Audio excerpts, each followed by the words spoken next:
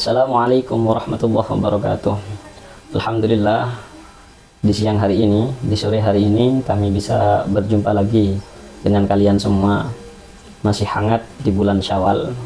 Semoga kita lancar di dalam menjalani aktivitas kita semua. Fenomena-fenomena di zaman sekarang, di era modern ini, banyak orang-orang yang tidak mengerti agama namun berbicara tentang agama. Banyak orang-orang bodoh, orang-orang dungu di dalam masalah agama, namun mereka memfatwakan tentang agama. Banyak sekali orang-orang bodoh yang sekarang memanfaatkan sosial media untuk menyerang, untuk merusak ajaran-ajaran Islam yang memang diajarkan oleh Rasulullah SAW. Dengan bukti, di zaman sekarang ini banyak para YouTuber, orang-orang yang bermain sosial media yang tujuannya hanya saja mencari uang, mencari cuan, dengan tanpa memikirkan dampak yang akan terjadi di masa depan, dampak yang akan terjadi kepada generasi-generasi anak muda, dampak yang akan terjadi kepada dirinya sendiri nanti kelak di hari kiamat, kelak di yaumul hisab. Seperti halnya Harry Pras yang sering saya bahas. Dia adalah YouTuber, konten kreator yang kerjaannya hanya membuat fitnah, yang kerjaannya hanya mengadu domba, yang kerjaannya hanya menghujat para ulama. Apa Pras tidak ingat dengan kejadian ini? Baca! Iya. Baca! Iya. Masyarakat dari kota-kota manapun sedang menunggumu, Pras.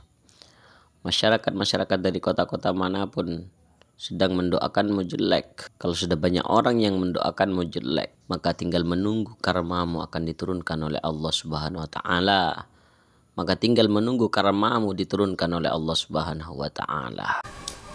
Tentu kita sudah tidak asing lagi dengan yang namanya Harry Pras. Dia sering menghujat para ulama yang sudah jelas keilmuannya, yang sudah jelas kealimannya, yang sudah jelas sanadnya. Harry Pras sering membuat fitnah tentang amalan-amalan yang kita lakukan setiap hari. Dia meniru orang-orang Wahabi di dalam masalah membid'ahkan kegiatan-kegiatan, tradisi-tradisi kita yang katanya orang-orang Wahabi itu tidak diajarkan oleh Rasulullah, tidak pernah dilakukan oleh Rasulullah. Ini perlu kita perhatikan. Karena sangat miris sekali orang seperti Harry Pras ini banyak pemujanya. Orang seperti Harry Pras banyak pengikutnya. Ini kan miris, na'udzubillah.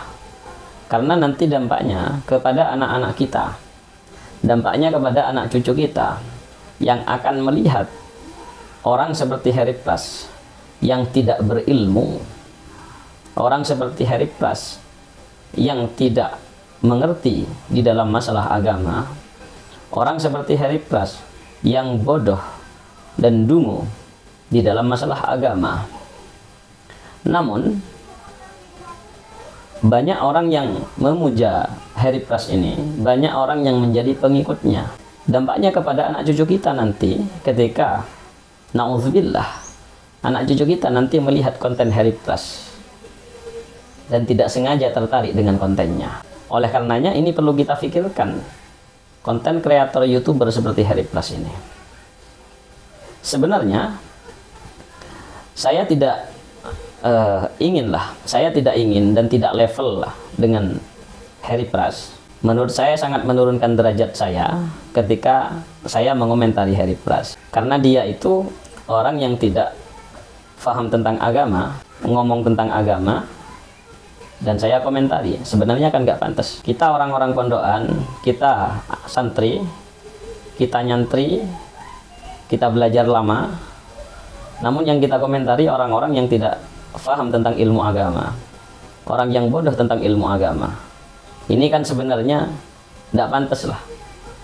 Tidak pantasnya dari mana? Tidak pantasnya ketika saya menang, ya gak keren, karena seolah-olah saya melawan anak kecil. Oleh karenanya sebenarnya nggak perlu saya menanggapi Harry Pras ini. Tapi yang saya pikirkan adalah penerus kita, generasi-generasi muda, takut terjerumus kepada aliran-aliran yang tidak benar, kepada aliran-aliran yang suka membid'ahkan, kepada aliran-aliran Wahabi ini, ikut kepada Harry Pras. Ini yang saya pikirkan. Kalaulah Harry Pras itu tidak punya pengikut, subscribernya sedikit mungkin Allahu alam, mungkin gak akan saya tanggapi, karena tidak penting sama sekali, tidak level sama sekali dengan saya. Tapi yang saya pikirkan, dia punya subscriber banyak, pengikutnya banyak. Yang saya khawatirkan, banyak orang-orang yang tersesat, banyak orang-orang yang mengikuti faham-faham yang salah.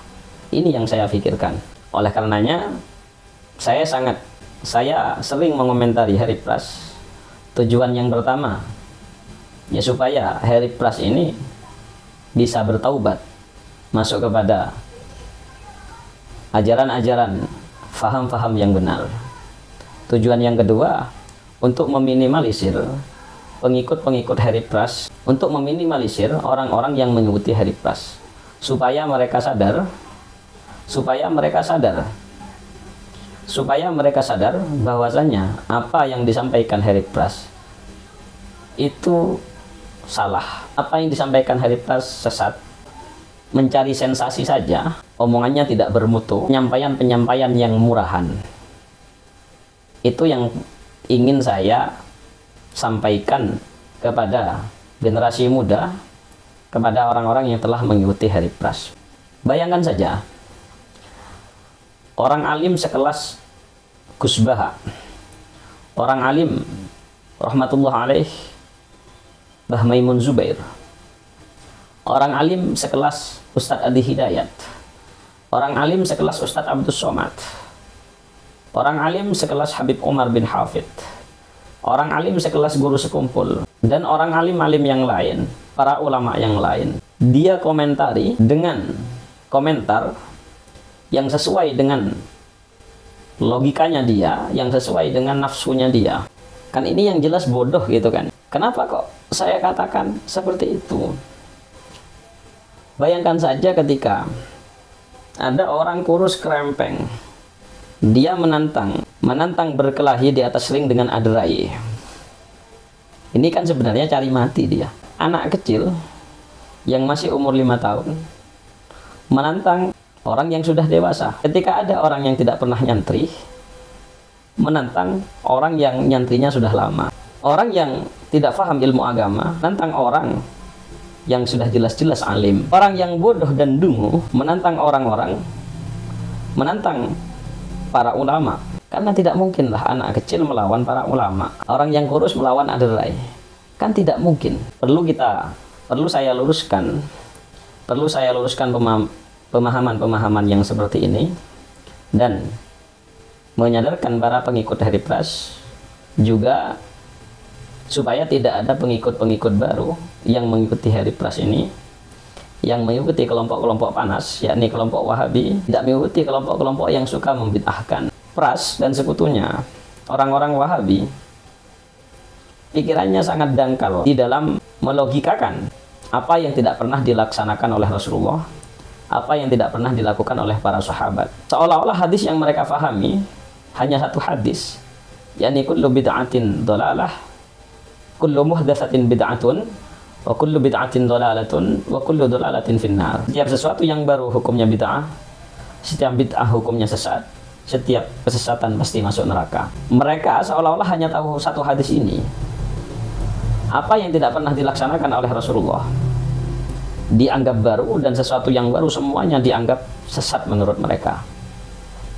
Padahal kalau kita mau berpikir dengan akal yang sehat, dengan akal yang cerdas, dengan akal yang cemerlang, tidak mungkin kita mengharamkan tradisi-tradisi atau kegiatan yang memang baik, yang memang tidak bertentangan dengan syariat Islam. Namun mereka pikirannya dangkal. Ya hanya memahami satu hadis itu dipukul rata kepada semua kasus tanpa menjamakkan dengan hadis-hadis yang lain, tanpa menjamakkan dengan dalil-dalil yang lain, tanpa membaca penjelasan-penjelasan para ulama di dalam kitab. Kalau mereka pikirannya memang tidak dangkal, yang jelas mereka tidak akan mengatakan bid'ah.